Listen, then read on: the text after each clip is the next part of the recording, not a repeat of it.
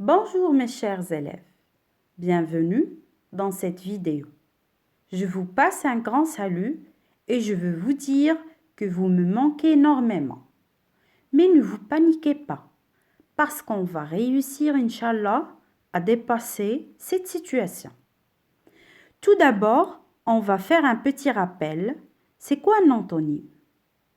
Oui, je sais très bien que la plupart d'entre vous est en train de me dire que ce sont des mots qui ont un sens opposé et qui doivent appartenir à la même classe grammaticale. C'est-à-dire, si on cherche l'antonyme du verbe avancer, automatiquement, on va trouver le verbe oui, c'est reculer. Très bien. Passons à un autre exemple. Si on cherche l'antonyme de l'adjectif riche, oui, c'est l'adjectif pauvre. Très bien. Passons maintenant à notre nouvelle leçon. Et essayez de suivre avec moi, je vais lire le support. Le cours d'arabe commence à 15 heures. J'ai 5 fautes dans la dictée. Je dois la recommencer. Essayez de faire la comparaison entre ces deux phrases et dites-moi quelle est la chose commune dans ces deux phrases.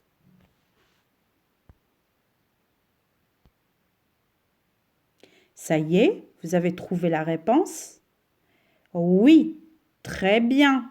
C'est commence dans la première phrase et recommencer dans la deuxième phrase. Très bien. Voyons maintenant les deux verbes et dites-moi quelle est la chose qu'on n'a pas dans le premier verbe. Quelle est la chose qu'on ne la trouve pas dans le premier verbe? Oui, très bien, c'est re. Re, les lettres R-E, re. Très bien. Donc, voyons maintenant le sens des deux verbes. Le cours d'arabe commence à 15 heures. Ça veut dire il va débuter à 15 heures. Très bien. Voyons maintenant le sens de recommencer. J'ai 5 fautes dans la dictée, je dois la recommencer. Ça veut dire je dois la réécrire, la répéter une deuxième fois. Très bien. Donc le mot ici où les lettres re employées au début du radical commencer, il désigne ou il exprime faire une seconde fois. C'est clair? Très bien. Donc ici, on vient de voir ensemble que re ici, ce sont des lettres qui se placent au début du radical. Donc cette phrase, elle ne vous rappelle pas de quelque chose qu'on a déjà vu ensemble? Oui, très bien. Je sais très bien que vous avez trouvé la réponse, vous aussi. Oui, ce sont les suffixes. Oui. Donc, il ne s'agit pas de la leçon ou de ce qu'on a vu ensemble aujourd'hui. Ici, c'est le contraire. Parce qu'ici, les mots ou les lettres se placent au début du radical. Donc, comment appelle-t-on le mot qu'on place au début du radical pour former de nouveaux mots? Comment on l'appelle? Allez-y, allez-y, je sais que vous savez la réponse. Réfléchissez bien. Oui, très bien. Ce sont des préfixes. Un préfixe. Donc, c'est quoi un préfixe? Donc, on appelle préfixe un élément de quelques lettres ajoutées au début d'un mot pour en former un nouveau mot. Que ce soit un nom, un adjectif, un verbe, ou etc. Exemple, séparable, inséparable. Donc ici, on a ajouté le préfixe IN. Très bien. Donc, Un mot aussi, il peut avoir un préfixe et un suffixe, les deux à la fois. Exemple, inséparable. Donc, inséparable, il y a in, que c'est un préfixe, et il y a able, qui c'est un suffixe. Un autre exemple, déformation. Dé, c'est un préfixe, et sien, c'est un suffixe. Très bien. Passons maintenant à voir d'autres préfixes. Donc, si je vous dis par exemple le mot pluie, alors essayez d'ajouter un préfixe au mot pluie. Oui, très bien, c'est parapluie. Donc, parapluie, on a ajouté ici para au mot pluie. Donc, para signifie ou qui sert, c'est un préfixe qui sert à se protéger. On peut dire même un parasol. Vous connaissez le parasol qu'on utilise pendant l'été dans la plage? Oui, c'est ça. Donc, on l'utilise pourquoi? C'est pour se cacher et pour se protéger des rayons solaires, des rayons du soleil. Très bien. Donnons un autre exemple. Donc, si je vous dis par exemple virus. Virus, maintenant, le corona, c'est un virus. Alors, essayez d'ajouter un préfixe au mot virus pour qu'on arrive à obtenir un préfixe. Ça y est, vous l'avez trouvé? Oui. Donc, l'eau de Javel, etc., ce sont des antivirus. L'alcool aussi.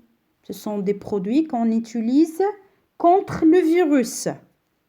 Donc, il y a même dans l'ordinateur, si vous téléchargez beaucoup de choses, vous devez avoir vous devez installer un antivirus.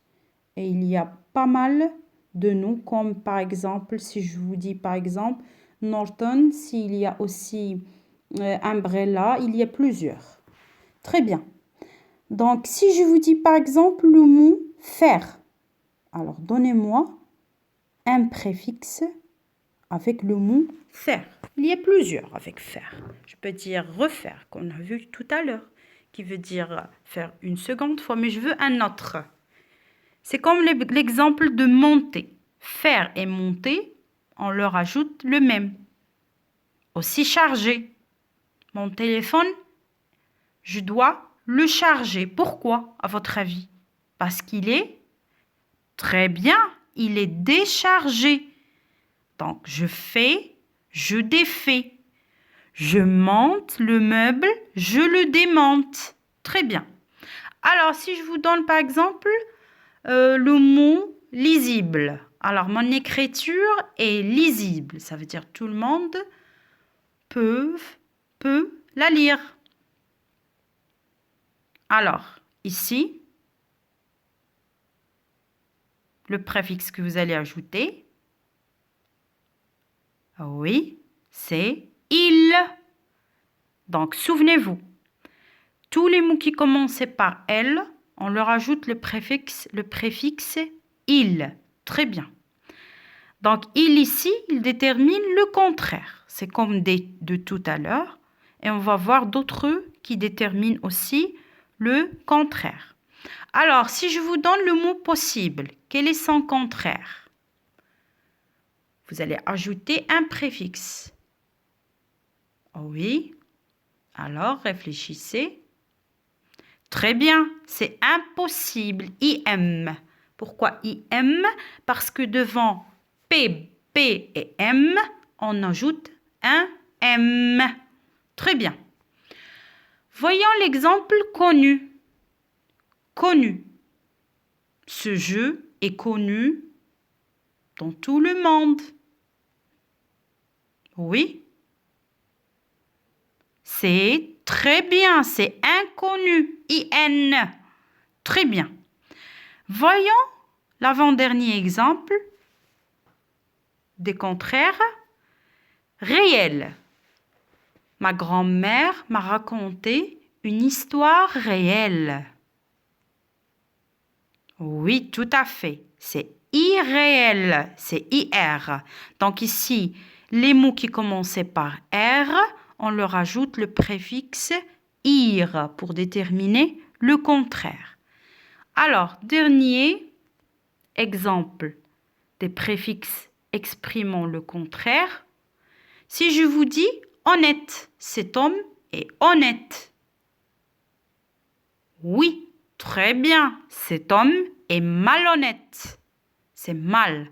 Mal aussi exprime le contraire. Très bien. Donc, on vient de voir ensemble les préfixes anti, qui signifie contre, para, qui sert à se protéger, re, c'est pour faire une seconde fois, des, il, im, c'est pas im, normalement c'est un, ir et mal, ce sont des préfixes qui expriment le contraire. Je vais vous ajouter deux autres pour qu'on termine la leçon. On essaye de formuler ensemble une règle à recopier sur les cahiers de leçons, bien sûr. Donc, si je vous dis le mot bicyclette, il contient un préfixe. Dites-moi, où est-il?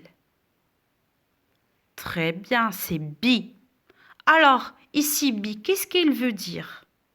Qu'est-ce qu'il exprime comme préfixe? Voyons les roues de la bicyclette. Ils sont combien? Oui, très bien, ils sont deux. Donc ici, bi, ça veut dire, il exprime la quantité 2. Voyons le mot aussi, triangle. Alors, le triangle possède combien d'angles? Oui, très bien. Il possède 3 angles. Très bien. Donc ici, tri exprime la quantité. C'est comme bi. Donc, passons maintenant à formuler une petite règle qui doit être recopiée sur les cahiers de leçons. Donc, un préfixe, c'est un élément, ce sont des lettres, ou c'est un mot qui se place au début du radical. Pourquoi? C'est pour en former un nouveau mot. Très bien. Donc, les préfixes sont nombreux. Donc, on a vu ensemble juste quelques-uns. Préfixe exprimant ou signifiant contre. Préfixe signifiant contre, c'est anti. Préfixe exprimant ou qu'on utilise pour indiquer la protection, c'est para, comme parasol. Préfixe pour faire une seconde fois, c'est re, comme tourner et retourner. Préfixe exprimant le contraire, c'est des, il, un, im et in, ir, mal. Et vers la fin, on a des préfixes qui indiquent la quantité, c'est comme bi et tri. Très bien. Donc, passons maintenant à faire un exercice. C'est pour voir est-ce que vous avez bien assimilé la leçon ou pas. Donc, prenez tous le manuel, la page 64, l'exercice numéro 2. Alors, je vous lis la consigne. Associe préfixes et mots et recopie-les devant leur définition. Allez-y, faites l'exercice pour qu'on le corrige juste après.